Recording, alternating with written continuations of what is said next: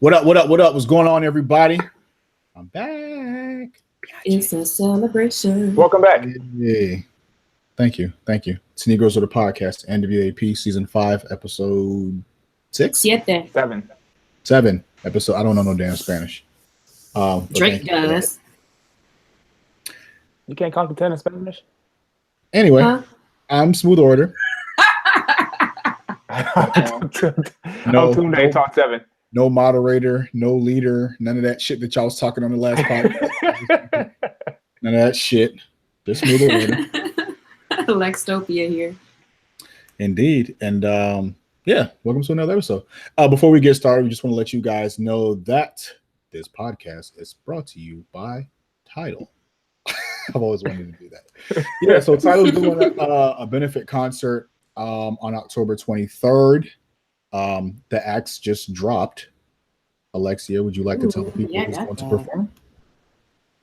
So we got Lil Wayne, we got Lauryn Hill, Anderson .Paak, Meek Mill, Big Mensa, Kodak Black, a few other people as well. So it should be pretty cool. It's on the 23rd. It's free at Tidal.com. And the proceeds this year are going towards organizations that are looking to reform social justice and the criminal justice system.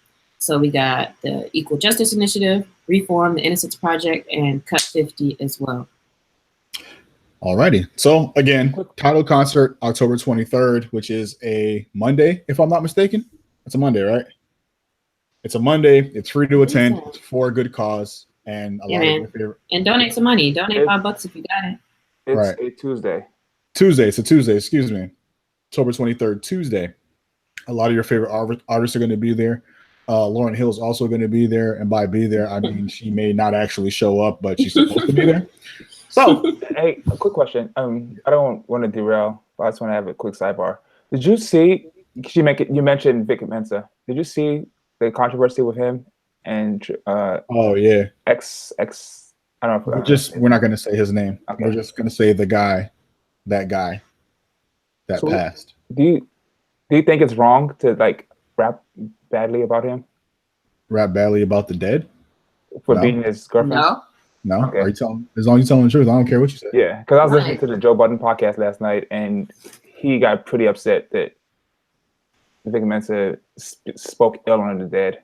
Who did? Budden? Yeah, Vic Mensa did a freestyle. I'm surprised. He was like he recorded the freestyle like months ago, but he didn't know.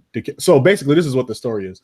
Vic Mensa, who is a rapper from Chicago, did a freestyle a few months ago for what I'm guessing BET Cypher. What I'm guessing for the BET Cypher. And they played that. They recorded the BET Awards, I guess, the BET Hip Hop Awards, I guess, was sometime within the last week or so. And while that freestyle was on, the man whose name shall not be mentioned, his mother was in the crowd, and Vic Mensa's verse was apparently disrespectful to the young man whose mother was in the crowd, and people were really upset. And Vic Mensa came out with a video, and he said, "Hey, I recorded that freestyle a few months ago. I did not know that his mother was going to be in the crowd. For that, I am sorry. However, I said what I said. I stand by what I said. We cannot continue to support and act like rappers who beat their girlfriends is okay. Therefore, if you don't like it, that's too bad." No, he said, "You don't like it, fight me." Well, I mean, I stand with Vic. Which is funny to me. Well, it's always funny to me. The plot twist for that is that Vic Mensa once admitted to a domestic violence situation in which he choked his ex-girlfriend. That's why he's like, "I stand with Vic." I was like, "Ooh, you might want to wait until I get to the story." Wow. But people were saying that like he came out and he admitted it, and he apologized and tried to make amends, and now he is using his platform to denounce other people who are perpetrators, of domestic violence. And I'm not entirely sure how I feel about that. Not that it really matters. I mean, I guess you could say that maybe he should not be the messenger, I guess, but I don't think that matters in terms of like if you're speaking down on a thing that is obviously bad, then if you no longer do that thing that you're speaking down against, I feel like it should be okay. Because if that's the case, then nobody should ever say anything about anything, because there's a lot of shit that we used to do that we don't do anymore, that we speak, that we speak down on. So, and people were saying, to his credit, he didn't, he didn't shy away from what he did. He took full accountability, and he made amends, and now he's doing, I don't know what, I'm not going to say he's doing all this stuff. I don't know what he's doing, but he is using his platform to speak out against people who beat women. Which is funny that Joe Budden would take personal offense to Mensa dissing said young man, because Joe Budden has a couple of well-documented domestic abuse issues. Yep. Spider-Man pointing at Spider-Man. Yeah. Damn, nigga, I ain't know you come here. You come here too? It's crazy. All right. So the midterm elections are coming up, which means that we're going to talk about voting. Obviously not the most exciting topic. I was kind of thinking earlier too, we might want to do like another episode a little bit closer to the actual elections, but yeah, we should give some updates. Maybe some updates, or maybe like some information that we should be able to share with people or something to that effect. But as of right now, we'll just jump right into it. So how do you guys feel about voting? Lex, we'll start with you. I can admit that I did not vote in the last presidential election. Do you vote in your midterm elections?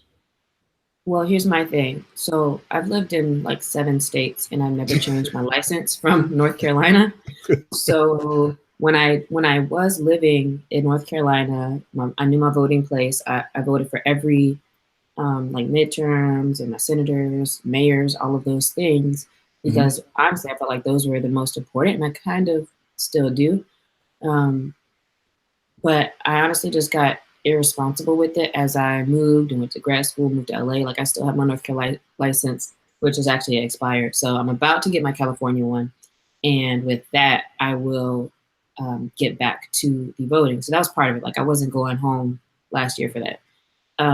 But how I feel about voting, it's weird, because I think maybe before I would have said that I think it is super important, or if you didn't vote, you can't say anything.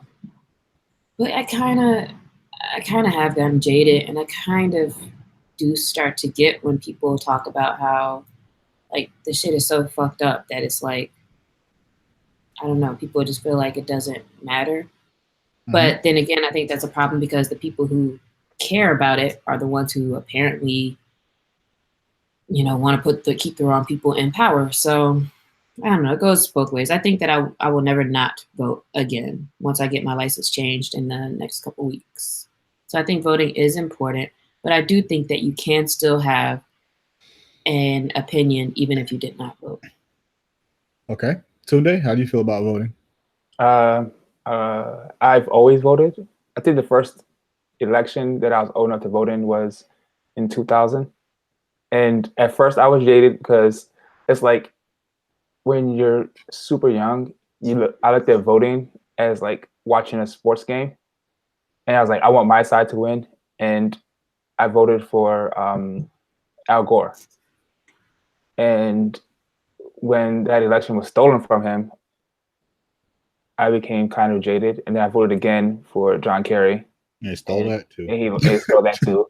I thought, what's the point of voting? But I still voted. I don't know. Like, Lexi, I've always had a Maryland license. I still do. I think it's a way of still connecting myself back to home. And I've lived in a couple states, Tennessee, New York, Oregon, and now Washington. And I've always voted with my Maryland license. So I think it's one of, like, when I moved here in June, one of the first things I did was, register to vote. And I research, especially local elections and ballots and measures, because I think those things affect you even more than like a general election. Like when I moved to Oregon, they try to levy this stupid art tax on me, and I was like, I don't care about the arts, to be honest. Especially like in maybe if it was like I live in DC and I wanted to support the Smithsonian or like the Black American History Museum, but this is Oregon. I don't care about the museums here, to be honest. So I voted against it. It's still law. I mean, my side, it's still passed. I mean, so, but yeah, I take voting pretty seriously. That's good. I'm glad you guys are so involved with the voting and shit, because I don't care. And I feel like I'm actually of the age where I'm actually starting to care, because as Lex brought up earlier, it ain't so much that I'm not going to say that the presidential election doesn't matter. Clearly that shit matters, right? But I do think that having a say in some of the more local things that happen, who your sheriff is, who's the judge in your district is going to be, who the attorney general is, like shit like that.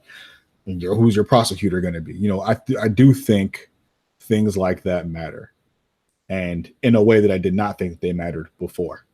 So I will be voting this year. This will be the first year that I've ever voted in any election, because all the previous years didn't really give a shit. I think the first presidential election that I could have voted in was actually no, I turned 18 in 2003. So the first one would have been George Bush, and then the second one would have been Obama. I didn't vote either of those. I specifically didn't vote in 2008. I was like, there's no way that we're about to elect a black president. So I'm definitely not voting for that shit. Like, I'm not about to go waste my time standing in line. Thankfully, a lot of people didn't feel like that, because a lot of people went. But like, it's very easy to be disillusioned with the voting system, especially when you live in Florida and the election is stolen in your state. And it kind of fucks it up for you. Fucks it up for you for a little bit. And like, I just didn't care. Like, I was very, very apathetic toward pretty much everything. Like, it doesn't matter who's the prosecutor. It doesn't matter who the judge is. It doesn't matter who the sheriff is, because, they're still going to be killing niggas and just locking niggas up. And that's pretty much all that's going to happen. It doesn't really matter who gets in there. But I do think that, like, as I see, like, more stuff, like, as I follow this stuff more closely, there is a renew, and now I work in a newsroom now, so I'm like exposed to politics on like a much more regular basis in a way that I wasn't before. I do feel like I care more now than I did before. But one thing that's kind of difficult. Actually, you know what? Let me do this. We know how we feel about voting. How do you guys feel, Lex? How do you feel about people who are like, vote or die? I feel like you're gonna die anyway. I feel like, oh man, I think instead of more than pushing the whole vote or die, can we have more education around how our voting system even works? Because I remember those couple little social studies classes maybe in like high school, but high key niggas don't want to vote because they don't get like what the fuck is happening. Like, what does it mean when I X this, and now it's electoral college and this and that, and like what it means for certain states. Like, I think niggas don't even really understand that as much anymore. And because there are always going to be certain areas where it's more important for people to vote also, right? So like, if you're in a certain area, sometimes it's like, nigga, like, there literally is no point for me to vote, or I really need to go vote. And then for some others, it's not quite the same. I think I would like to see more education around like how this whole thing works, instead of just being like, just go vote, go vote, go vote. Tunde? But I do like to get registered to vote, in that it's calling out like a lot of other shit that's happening. So I kind of like that, to make sure people are at least getting in the system, or making sure that they are in there the way that they're supposed to be. Mm-hmm. Tunde? I don't have a problem with it. The way I see it is, a lot of people in the past died for to push the right to vote for people that look like us. And then the other side spent the rest of their lives trying to make that not work. Yeah, but it's not like. I think we need to go to war again. Sorry, Tunde, go ahead, finish. For people, so they died, or they put their lives on the line to push the right for everyone to vote, so like the Voting Rights Act, right? And I feel like in this day and age, we kind of take that liberty for granted to say, oh, it doesn't matter if we don't vote, but we know it matters because we all just agree that even on the local level, we elect judges and sheriffs and like state senators or people working at state house. So I think people mainly just say, oh, all that matters is if we vote Donald Trump out of office, right? Mm-hmm.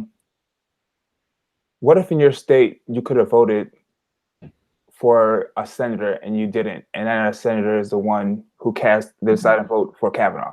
Now Kavanaugh is on the Supreme Court for the rest of his life, and he gets to make decisions that affect your everyday life. Right. So that's kind of what I meant when I was saying, like, I think a lot of the local ones, not necessarily more important, but that if we get more people voting at their local and state levels, I believe that with the time, like, because you got to get some of these old niggas out of here, like that. I think that's what kind of leads to change later. At least having better options for shit when it comes down to the president and what your congressmen are voting for or how they're voting. And I don't want to come off like I'm sounding like I'm talking down on people, but I know you said that people don't understand how voting works. Definitely talking down on people. That's how you said what? You said you're a prince now. You definitely talking about. But like if you don't understand how something works, like Google's free. Like go research some shit, and like you can learn how voting, like the general basis of how voting works in this country in 30 minutes, 45 minutes, if you really sat down and wanted to know. People just don't want to know because they're lazy. And it's not like the right is making voting any easier for us, which we're going to talk about later on in the show. But obviously, if the right thinks that it's important to keep the vote from us or suppress our vote, then it's obviously important. And I feel like we just throw it away all willy-nilly, like whatever. I don't need that. But yeah, I think I'm always going to vote regardless. Even though I know that the system is flawed, like we just throw away the whole electoral college, and just base it on the popular vote. I'm still going to vote. That was very passionate. I appreciate that. Thank you. I feel inspired after what you said. No, you don't. I do feel inspired. Nigga, how you gonna tell me how I feel? I feel how like you feel about vote or die, G? Yeah, I don't like that shit.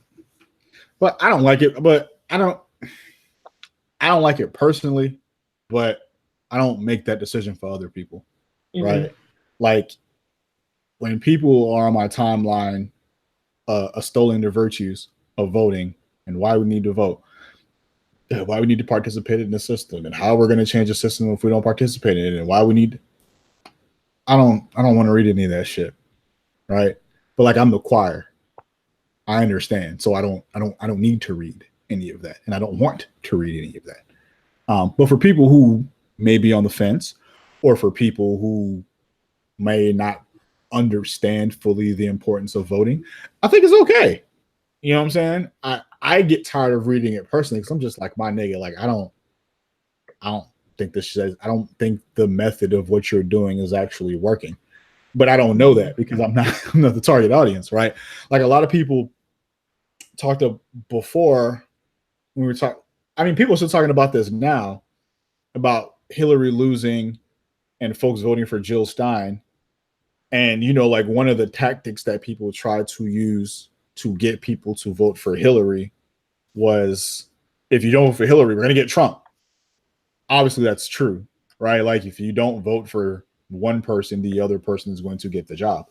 However, I don't think that endears anybody to your side particularly. Like I don't think like it's like nigga get gonorrhea or you gonna have AIDS. It's like, I mean, nigga, that is not how you convince people to go get tested. You know what I'm saying? Like this is not how you want to go about doing that shit. I don't know. So I don't think when I read it personally, I don't feel any way about it because I don't, like, again, I'm the choir. I don't care. You're preaching to me about things I already know. But if it works for other people, or if it gets other people more involved, or if it makes other people feel like I need to get off my ass, like, come on, man, those old Everest College commercials. Come on, man, you ain't doing nothing. You're sitting on your couch, holding the remote, scratching your balls, with your podcast all day, man. Get on out there and vote. So like if that shit works, then that shit works. I don't really know. I don't really know what that is. But bro, the method's got to come up with the time too. I'm like, there's got to be a way we could just log in and be like, boom, boom, boom. Well, yeah, you can't. We're not logging in to vote on nothing because these niggas are stealing shit from the goddamn polling. I'm about to say the regular polling places are getting hacked. Like so, yeah, machines are getting hacked. They got to come up with something. You put voting on the internet and Facebook going fuck your whole shit up. They gonna hack Facebook and everybody's votes it's gonna be 900 million votes for Donald Trump, and it's just all gonna go to hell. Tunde.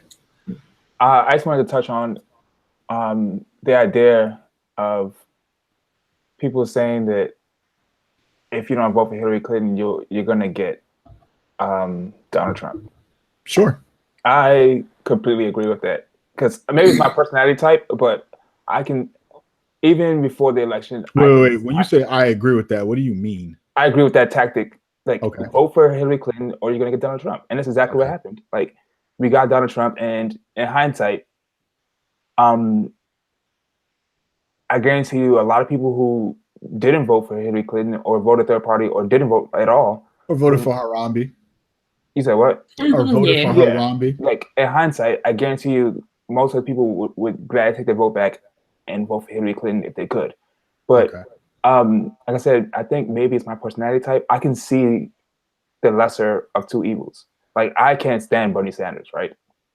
But if Bernie Sanders would have won the Democratic primary, I would have voted for Bernie Sanders in the general election because Bernie Sanders is the lesser of two evils between him and Donald Trump.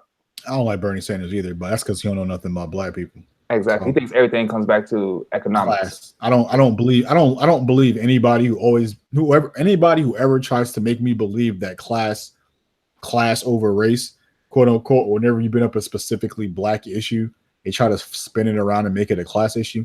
I don't believe in those people. Like, those people can't tell me anything because there's nothing for you to tell me. I do too much reading for you to try to convince me of some class issue, as if a class issue can't also be a race issue. So I don't. And then like, I know a lot of people got mad at Hillary Clinton for having hot sauce in her purse, but this man, Bernie Sanders, is going to trot out fucking Killer Mike and think that I'm going to vote for him just because somebody named Killer Mike endorsed him. I don't know. I didn't Killer Mike, who was defending the NRA. Yeah, that guy. Anyway, you brought up an earlier point about voting and encouraging people to vote, and that if people could change their votes now, in hindsight, they would have voted for Hillary Clinton.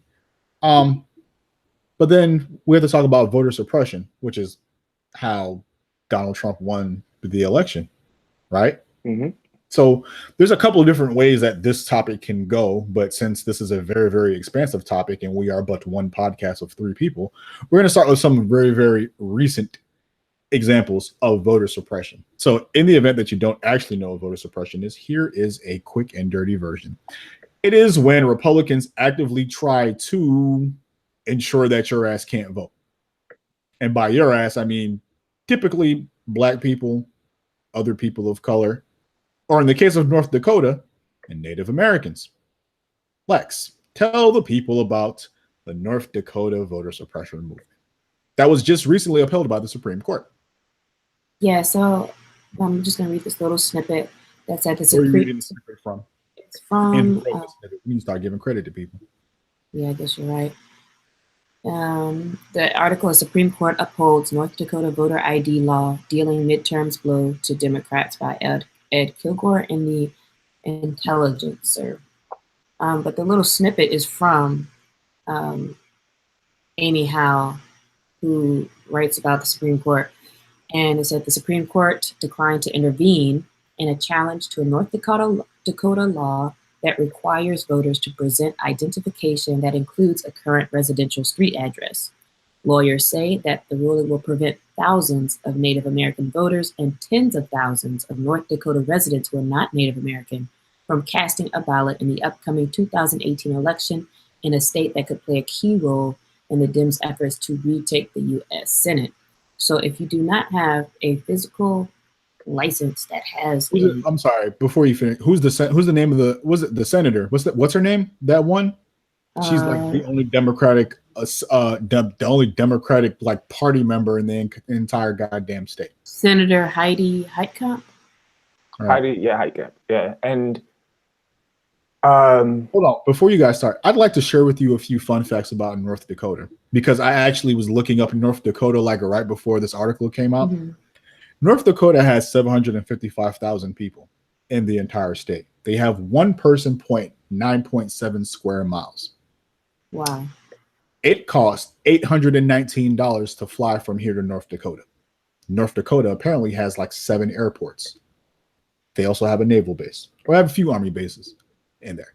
Their black population is an astonishing 2%. And I say astonishing because I have no idea how any black person gets to North Dakota.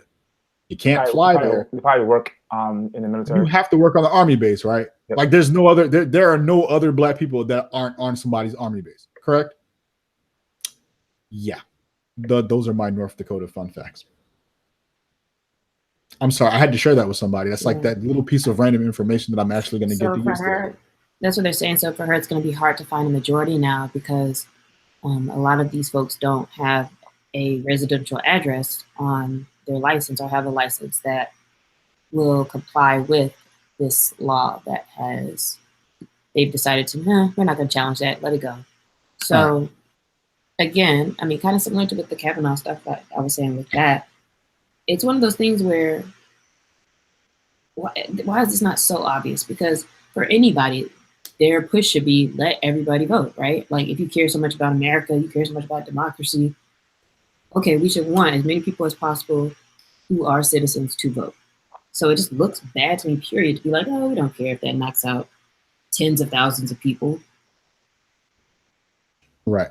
And I want to drill that down just like a little bit more, because sometimes when you read about Supreme Court decisions and stuff like that, it can seem, it can seem like I don't really know what that means in like the actual process of it, right? So here's the thing about North Dakota. North Dakota has a very, very sizable Native American population, right? A sizable enough population that when Heidi Heitkamp ran for the Senate 6 years ago, she narrowly won the election by less than 3,000 votes. The only reason why she was able to win was because she had a lot of Native American support. After she won the election, the GOP basically set out to find a way to make sure that she never wins the shit again. The way that they were going to do that was they were going to find a way to suppress the Native American vote. They came up with this voter ID law. If you remember early on in Trump's whatever-ish, his presidential election or his term in office, he talked a lot about people stealing the election, right? We got people stealing the election. There's voter fraud at the election, and we need to make sure that we have some more stringent policies for the election. So North Dakota comes up with this law that says you need to have an ID, you need to have a residential address in order to vote. The Supreme Court of North Dakota says this is a good law. We're going to let that shit rock. And the Supreme Court of the United States says, I guess if that's what you want to do, that's fine. We're not going to tell you can't do it. But we have a couple of dissenting justices, which was, if I remember correctly, Ruth Bader Ginsburg and Sotomayor wrote a dissenting opinion on that. Here's the kicker. North Dakota wants you to have a voter ID and a matching address. Native Americans live on reservations. You know what they don't have? Addresses. They have P.O. boxes. That is how they get their mail.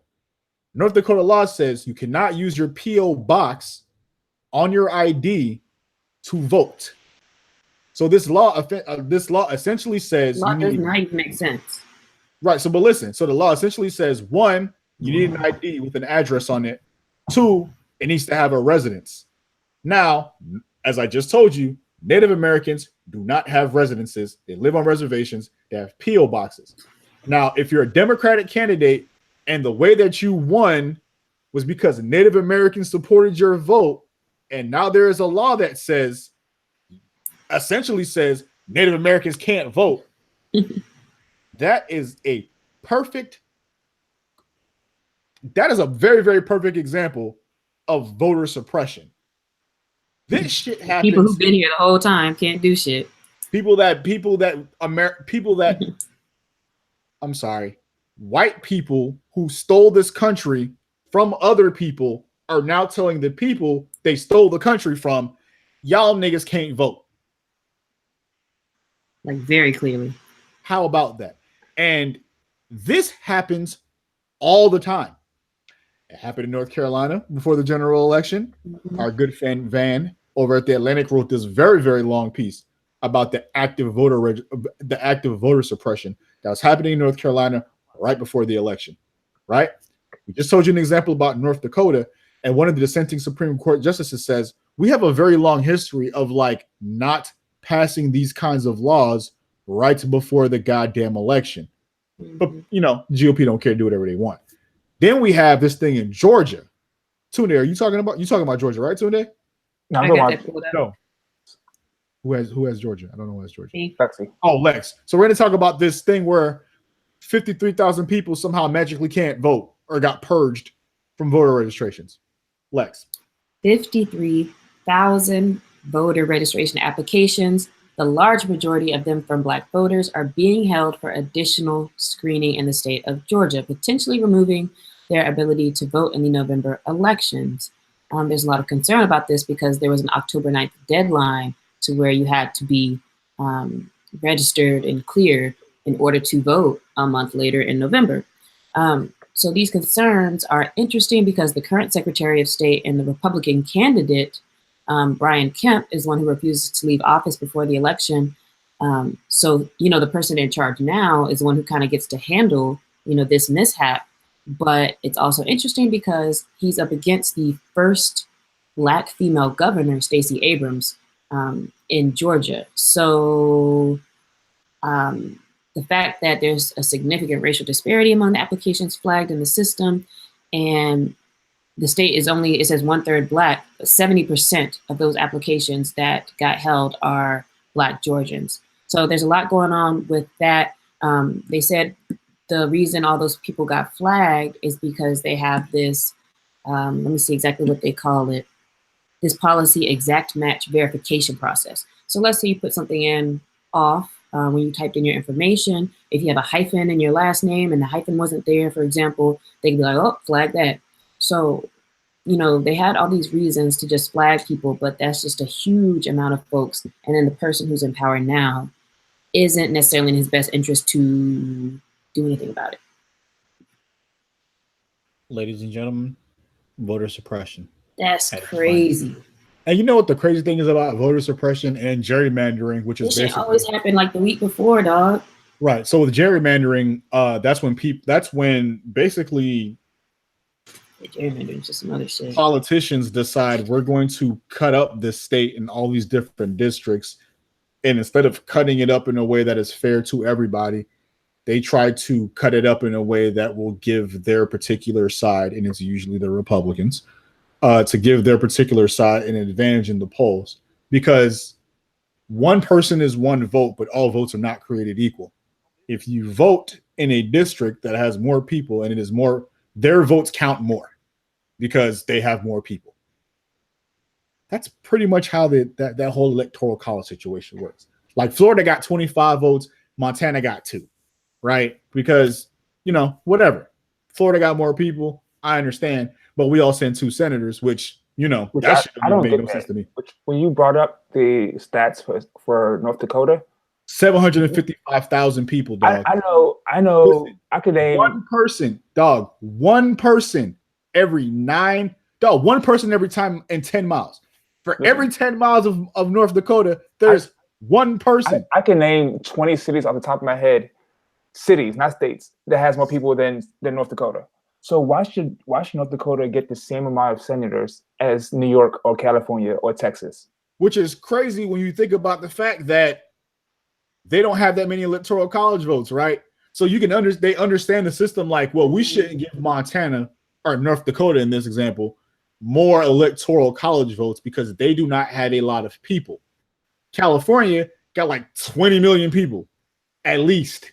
They might have 20 million people in Los Angeles, nigga. Yeah. They get 2 senators, but the state is like the entire west coast of the United States. 2 senators. I don't know. What did they get, like 50, 60 electoral college votes? Right? So they understand that, hey, this is a big state with a lot of people. They need more electoral college votes. That's why they call those the swing states. Right. 2 senators. North Dakota, 2 senators. Why? This doesn't make any sense. Like, I don't understand why people are so beholden to the Constitution and they're not quick. Like, when the Constitution was made, there were 13 states. Each state was like roughly had the same amount of people. So it makes sense to have 2 senators per state. Times changed. The country expanded. We need to change. We need to change that shit. I'm not changing shit if it benefits me. Well, but here's the thing, though. Here's the thing, though, right? The Constitution is considered a living document, and what that means is people feel no. That's not no. Let me get to the problem in a second. People are, when they wrote the Constitution originally, the hope is that as the country grew, the Constitution would grow with it, and to some degree, they are correct. As the country grew, the Constitution grew with it. The problem is who is putting in these rules of the Constitution as the country grows, right? I saw a stat earlier today. Don't quote me on it because it was on Twitter, but I saw this stat and I'm pretty sure it came from a reputable source. The average net worth of a senator or a politician in Washington, D.C. is $3.2 million. Right? That's the average net worth of a politician. $3.2 million. Meanwhile, Amazon gave these niggas $15 an hour and took away all their bonus benefits and stock options. Niggas is out here scrambling on $15 an hour. But then you have a conglomerate of people living in Washington, D.C., living on the taxpayer's dime, mind you, pulling down a good salary. Also, they in DC, they also voted down minimum wage hike for restaurant workers as well in DC. So these same politicians who go to go to these restaurants, they're happy with their people who serve them making $2 an hour, while they are worth $3.2 million. Yeah, they said 271 of 500 of them were millionaires, but this was a few years ago. It's probably more. Probably 500. Yeah, I think it is. I think it is more now. Damn. But you know what? I think with social media and the conversations we kind of have, I think it has made it a little bit easier to think more when you see stuff like that, to want to research a little more, and to maybe have a better understanding and exposure of the climate. Because kind of like Tunde said, you maybe were right about that when you start to see these things, and especially now when we really feel the pressure of like how crazy shit is, like you can't escape how crazy it is. So hopefully like you do want to research in a little more. But I think we have more access now to where every time a senator does something or approves something, like somebody's going to be talking about, somebody's writing a thread or something. And hopefully like those things get out a little bit more so you can really see what the people who are in your locality like actually are voting for and what they're actually caring about. Like I see a lot more people like calling and writing in to their people or whatever, or at least having calls to do that. A friend of mine actually showed me she's signed to like a ProPublica, which is it's a media publication. She gets an alert every single day on what bills were signed by Donald Trump that day. Mm. So she gets one of those every. I don't know if it's every day or every time he signs something, or if they just wait for like a few days, depending on what he signs, and they send it in. So like you can definitely, I mean, you can make, if you're not super good at researching things, or you feel like you don't have the dedication to research things, you can set it up so that the things come directly to you. Mm-hmm. But yeah, so that's, when we're talking about that's kind of like, to talk about, or to bring it back to voter suppression. That's kind of like that's the rub for me when people are talking about, well, go vote, go vote, go vote. If you don't vote, you can't complain. It's like, I feel like people aren't really appreciative of the sort of disillusionment that happens, like the more you understand how the political system works. Like I was ignorant as to how the political system worked, and I was disillusioned. I was apathetic, and I did not care. I learned more about the political system, and I'm still pretty fucking disillusioned.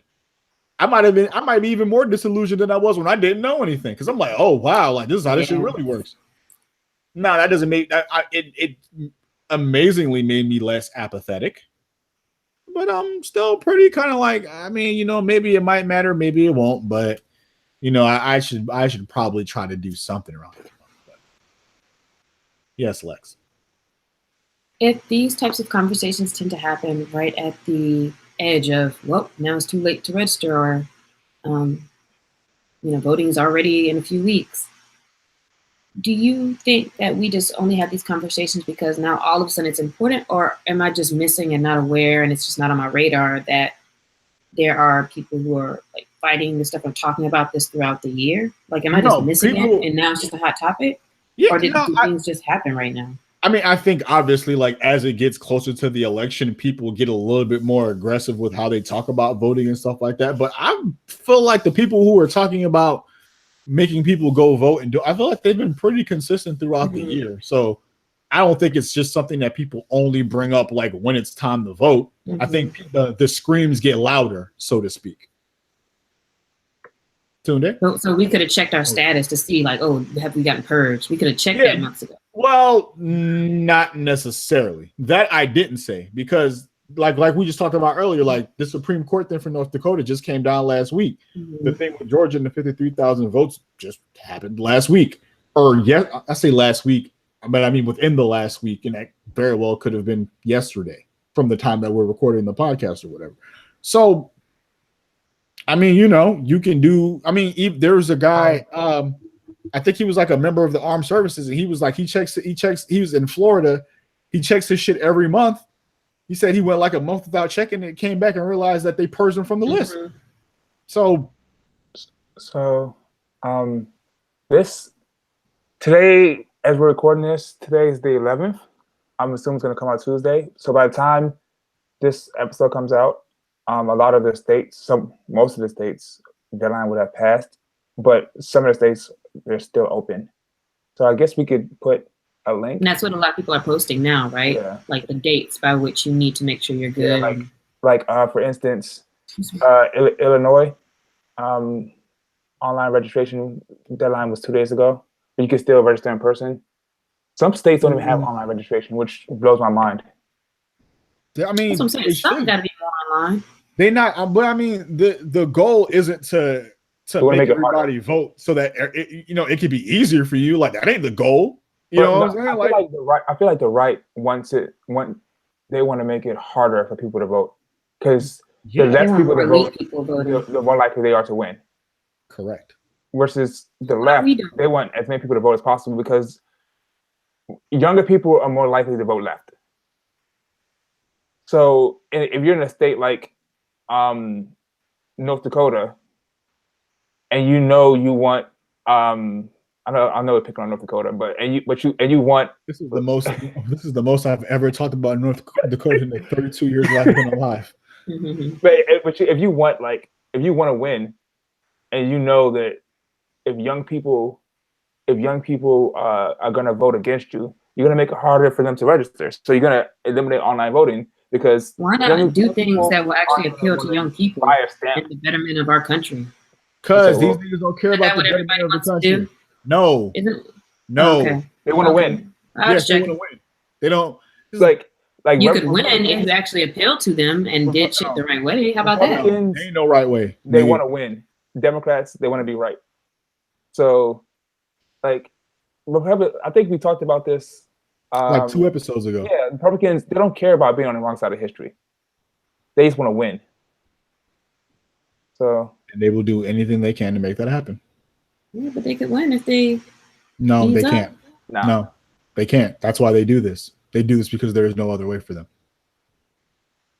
So, What if yeah. they flipped again to where the No. Republicans end up being like the cool people and like, oh shit, we No. actually care about Nah, it's too late for that. gay people and we care about people in jail and care about It's too late.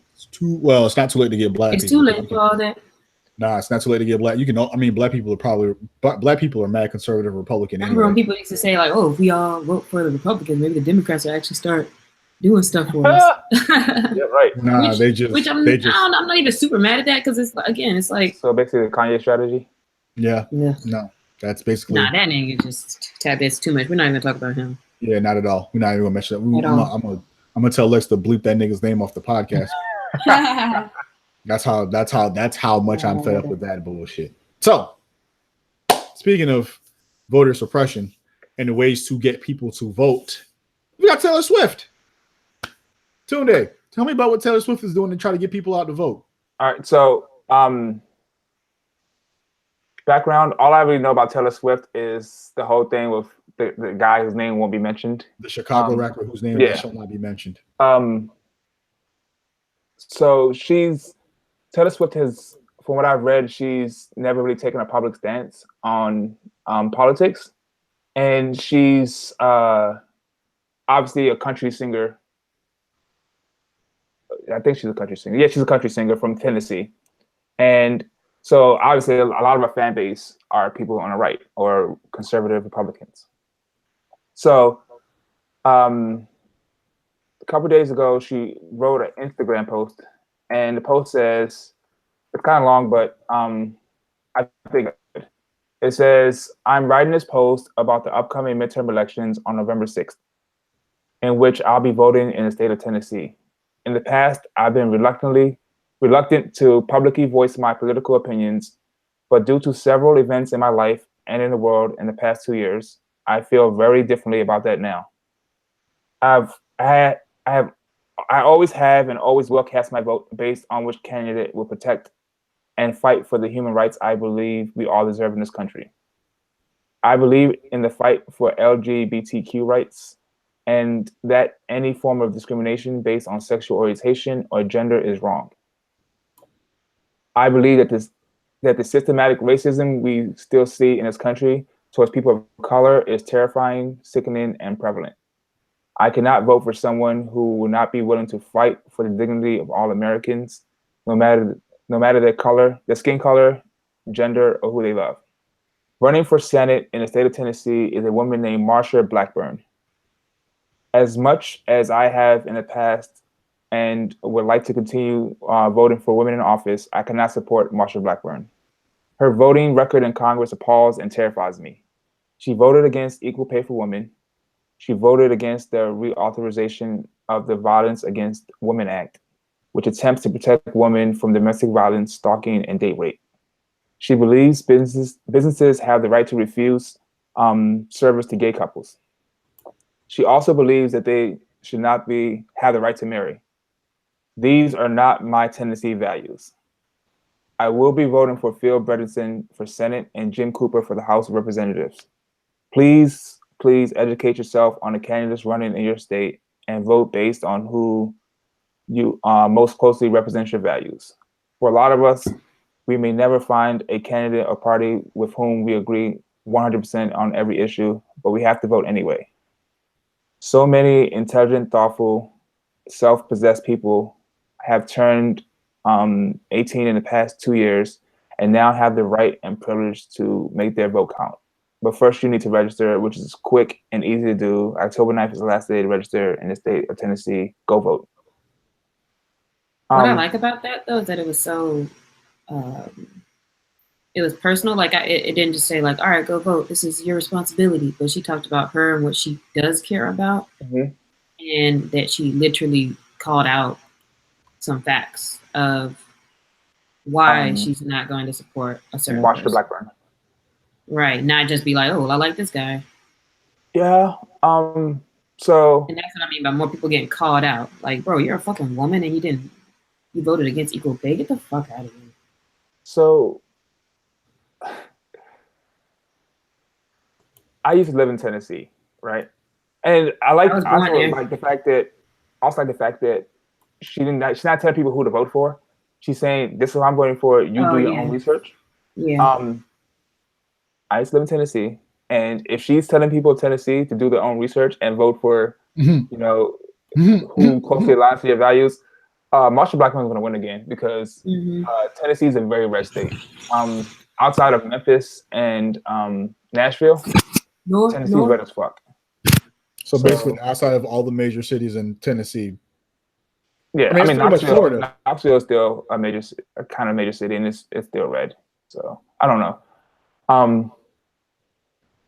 But it's also interesting that a person of so much influence and like social influence, that there probably is literally going to be like thousands of people who really do actually go check their shit and go register because of that. So I mean, I'm not mad at it. All you need is a few thousand to turn this shit over, right? But that's not okay. So the election is, which I saw an article. There has been an uptick of voting registration, and they have attributed to Taylor Swift. And the election is in less than a month. So I'm like, who's sitting in the house like not registered to vote and say, oh, you know what? Taylor Swift. The same people who sit on Twitter all day and look for people who mention Taylor Swift and have arguments. Like them niggas is probably going out to go. You know what I mean? Like there really is people who just got swayed by that, I'm sure. I mean, they got social media influencers that got niggas buying Fashion Nova fits because their favorite social media personality. So when the whole thing happened at, I don't know what award show it happened at, when the Chicago rapper who will not be named. Yeah, when he snatched the mic from her. Mm-hmm. Back then, right, we were all like, go Kanye, fuck Taylor Swift. Chicago rapper who will not be named. Oh, yeah, whatever. Fuck that guy. I mean, go that guy, fuck Taylor Swift. And all the white people were like, all the like considered white people were like, no, she's our damsel in distress, and that guy is just a hooligan or whatever, right? So I read this other. Where did you get a hooligan from? I don't know. Where did you pull the 30 slate? Did you pull that shit? That nigga said hooligan. I'm gonna start using that shit too. Hooligans coming back. But I was doing research before the show for this topic. Conservatives are so mad at Taylor Swift because, like, even though conservatives supported her and she never like really had a stance, people assumed that because she didn't say anything against conservatives that she must be a conservative. So like now, all these white conservatives are like, go that guy, and like he has a Make America Great Again hat on, and he loves Donald Trump, and we love him too, and then they hate Taylor Swift. Right. So I mean, Taylor Swift being a white woman from Tennessee, it would be very easy to assume that she was a conservative woman. Yeah. Should I assume most black people from Tennessee are conservatives? So I assume most of everybody is conservative. Yeah. But I think it's interesting too that in this time, again, because it's so crazy, like right now, that people do feel like, you know how we talked before about we hate putting a mic in everybody's face. Like, what do you think about this? What do you think about that? But now it's like, dog, where's Ja? It's almost like you can't not say something now, bro. Like, and for some folks who maybe feel like, all right, it's my responsibility. Like, I have to say, like, at least go make sure you're registered or something. But if you're gonna do that, to take that type of approach, to make sure it's a well thought out, whatever your call to action might be. But this shit, I mean, people who could just stand by and like go with the flow. It's like, whatever, I'm not talking about politics now. It's almost irresponsible not to. So I guess I do appreciate that. If you don't have nothing to say, shut the fuck up. That's the most responsible thing that you can do. Yeah. And with that said, that is this week's episode. Before we leave, so, yes. I checked my phone real quick, right? My brother, he works at a really upscale hotel in Washington, D.C., and the guy who not be named just was arrived in an armored car. He said what? The guy who would not be named, who we were just talking about. Chicago rapper who will not be named. He just arrived in an armored car because he's going to meet Trump today. Wow. He's already been in there. You ain't seen the photos? I don't know, but he's at my brother's. That whole office looking like TMZ. He in there talking foolishness. He's at my brother's hotel. I'm about to say, you just pull up to the hotel, not pull up to the office. Yeah, to the hotel. Yeah, he already been over there today. All right. So So before we go, Lex, tell the people about the Tidal concert, when it is, what they can do, and how they can support. Tidal Brooklyn concert against not against social justice reform, for social justice reform, because a majority of our Black men and women are the ones going to prison and serving life sentences for nonviolent crimes, because we are the ones who are getting sent there the most in the first place, and because the whole system's pretty fucked up. So watch it along with us next week on the 23rd. That's not next week. It is from when we put this podcast out. You're right.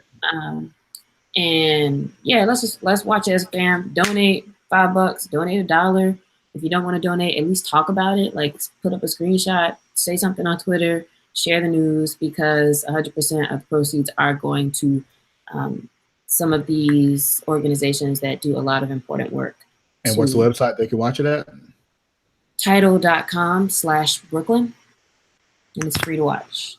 All right. We will see y'all next week. NWAP Season 5, Episode 7. Later. Peace. Vote or die. Niggas. If I could actually find the button to stop this thing.